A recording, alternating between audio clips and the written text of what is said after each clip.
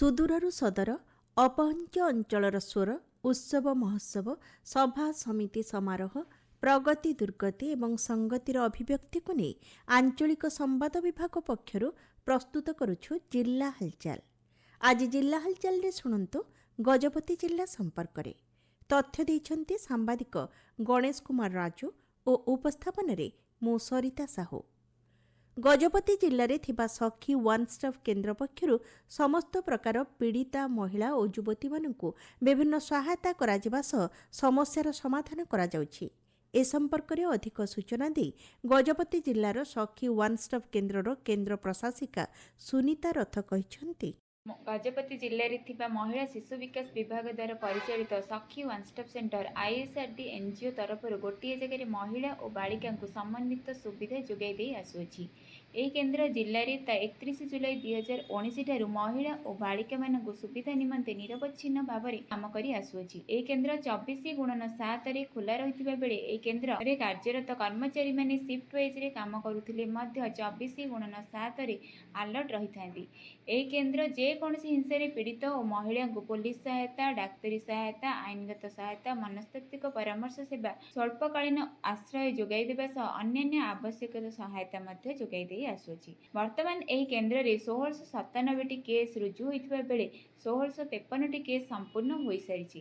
ତେଣୁ କେନ୍ଦ୍ର ପକ୍ଷରୁ ଅନୁରୋଧ ଯେ ଯେକୌଣସି ସ୍ଥାନରେ ଯେକୌଣସି ସମୟରେ ମହିଳା ଓ ବାଳିକାଟି କୌଣସି ପ୍ରକାର ଅସୁବିଧାର ସମ୍ମୁଖୀନ ହେବାର ଦେଖିଲେ ଚୁପ୍ ନ ରହି ଆମ କେନ୍ଦ୍ର ଅର୍ଥାତ୍ ସଖୀ ୱାନ୍ ଷ୍ଟପ୍ ସେଣ୍ଟରର ସହାୟତା ନମ୍ବର 0681522373 ବା 7978223056 ନମ୍ବରରେ ଯୋଗାଯୋଗ କରନ୍ତୁ। ଗଜପତି ଜିଲ୍ଲା ରାୟଗଡ଼ ବ୍ଲକ କଇଁପୁରସ୍ଥିତ ମହେନ୍ଦ୍ର ତନୟା ଆଶ୍ରମ ବିଦ୍ୟାଳୟ ସମ୍ମିଳନୀ କକ୍ଷଠାରେ ଜିଲ୍ଲାସ୍ତରୀୟ ପ୍ରଧାନ ଶିକ୍ଷକମାନଙ୍କ ଏକ ଦିବସୀୟ ଶ୍ରେଣୀକକ୍ଷ ଶିକ୍ଷାଦାନରେ ଶିକ୍ଷାଗ୍ରହଣ ପ୍ରକ୍ରିୟା ନିମନ୍ତେ AI ଉପକରଣ ଏବଂ ସୂଚନା ଓ ଯୋଗାଯୋଗ ପ୍ରଯୁକ୍ତିର ବ୍ୟବହାର ସମ୍ପର୍କିତ ପ୍ରଶିକ୍ଷଣ କାର୍ଯ୍ୟକ୍ରମ ଅନୁଷ୍ଠିତ ହୋଇଯାଇଛି। ଜିଲ୍ଲା ଶିକ୍ଷା ଅଧିକାରୀ ଡକ୍ଟର ମାୟାଧର ସାହୁ ଶିକ୍ଷକମାନଙ୍କୁ ଶିକ୍ଷାଦାନ, କୃତ୍ରିମ ବୁଦ୍ଧିମତ୍ତାର ବ୍ୟବହାର, ନୂତନ ଶିକ୍ଷାଶାସ୍ତ୍ର, ନୂତନ ଶିକ୍ଷାନୀତି 2020 ଆଧାରିତ ପାଠ୍ୟ ଯୋଜନା, ଛାତ୍ରକୈନ୍ଦ୍ରିକ ଶିକ୍ଷା ପ୍ରଣାଳୀ ଏବଂ ଶ୍ରେଣୀକକ୍ଷରେ ICCର ପ୍ରଭାବଶାଳୀ ବ୍ୟବହାର ପ୍ରଭୃତି ବିଷୟରେ ଆଲୋଚନା କରିଥିଲେ। ଗଜପତି ଜିଲ୍ଲା ପାଳାଖେମୁଣ୍ଡିଠାରେ ଆଦର୍ଶ ଥାନା ପକ୍ଷରୁ ନିଶାମୁକ୍ତ ଓଡ଼ିଶା ଅଭିଯାନ ଅବସରରେ ଆମ ପୋଲିସ ସଚେତନତା କାର୍ଯ୍ୟକ୍ରମ ଅନୁଷ୍ଠିତ ହୋଇଯାଇଛି। SDPO ମାଧବାନନ୍ଦ ନାୟକ ଏବଂ ଆଦର୍ଶ ଥାନାର ଥାନାଧିକାରୀ ପ୍ରଶାନ୍ତ ଭୂପତି ଯୋଗଦେଇ ନିଶାଦ୍ରବ୍ୟ ସେବନର କୁପ୍ରଭାବ ଓ ତାର ନିରାକରଣରେ ସମାଜର ସକ୍ରିୟ ଭୂମିକା ସମ୍ପର୍କରେ ଆଲୋଚନା କରିଥିଲେ। ଆସନ୍ତା 2027 ଜନଗଣନାକୁ ସୁଚାରୁ, ସଠିକ୍ ଓ ସଫଳ ଭାବେ ସମ୍ପାଦନ କରିବା ସହିତ ଜିଲ୍ଲା ଜନଗଣନା ପୁସ୍ତିକା ନିମନ୍ତେ ପାଳାଖେମୁଣ୍ଡିସ୍ଥିତ ଜିଲ୍ଲାପାଳଙ୍କ କାର୍ଯ୍ୟାଳୟ ସମ୍ମିଳନୀ କକ୍ଷଠାରେ ଜିଲ୍ଲାସ୍ତରୀୟ ପ୍ରଶିକ୍ଷଣ କାର୍ଯ୍ୟକ୍ରମ ଅନୁଷ୍ଠିତ ହୋଇଯାଇଛି। ଅତିରିକ୍ତ ଜିଲ୍ଲାପାଳ ଫାଲ୍ଗୁନୀ ମାଝୀଙ୍କ ଅଧ୍ୟକ୍ଷତାରେ ଭୁବନେଶ୍ୱରରୁ ଆସିଥିବା ପ୍ରଶିକ୍ଷକ ଯୋଗଦେଇ ଜନଗଣନା ସମ୍ବନ୍ଧ ବିଭିନ୍ନ ପ୍ରକ୍ରିୟା, ତଥ୍ୟ ସମ୍ବନ୍ଧୀୟ ପଦ୍ଧତି, ଜିଲ୍ଲା ଜନଗଣନା ପୁସ୍ତିକା ପ୍ରସ୍ତୁତିର ମାନଦଣ୍ଡ ଏବଂ ସଠିକ୍ ତଥ୍ୟ ସଂକଳନର ଗୁରୁତ୍ୱ ଉପରେ ବୁଝାଇଥିଲେ।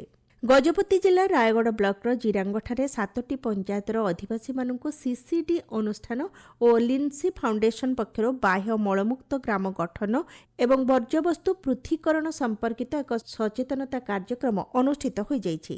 କାର୍ଯ୍ୟକ୍ରମରେ ମୁଖ୍ୟତଃ ବାହ୍ୟ ମଳମୁକ୍ତ ଗ୍ରାମର ଗୁରୁତ୍ୱ, ଏହାର ଆବଶ୍ୟକତା, ବ୍ୟକ୍ତିଗତ ସ୍ୱଚ୍ଛତା, ସ୍ୱାସ୍ଥ୍ୟକର ଜୀବନଶୈଳୀ ଓ ଘରୋଇ ସ୍ତରରେ ଶୁଖିଲା ଓ ଓଦା ବର୍ଜ୍ୟବସ୍ତୁକୁ ପୃଥକ କରି ରଖିବା ସମ୍ପର୍କରେ ଉପସ୍ଥିତ ଗ୍ରାମବାସୀଙ୍କୁ ସଚେତନ କରାଯାଇଥିଲା।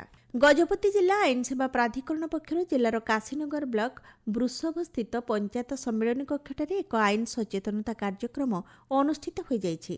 କାର୍ଯ୍ୟକ୍ରମରେ ପ୍ରାଧିକରଣର ସଚିବ ବିମଳ ରାଉଳ ଯୋଗଦେଇ ଦରିଦ୍ର ଓ ଦୁର୍ବଳ ବର୍ଗଙ୍କ ପାଇଁ ମାଗଣା ଆଇନ ସହାୟତା ସୁବିଧା ଏବଂ ମହିଳାଙ୍କ ଭରଣପୋଷଣ ସମ୍ବନ୍ଧୀୟ ଆଇନଗତ ଅଧିକାର ସମ୍ପର୍କରେ ଅବଗତ କରାଇଥିଲେ।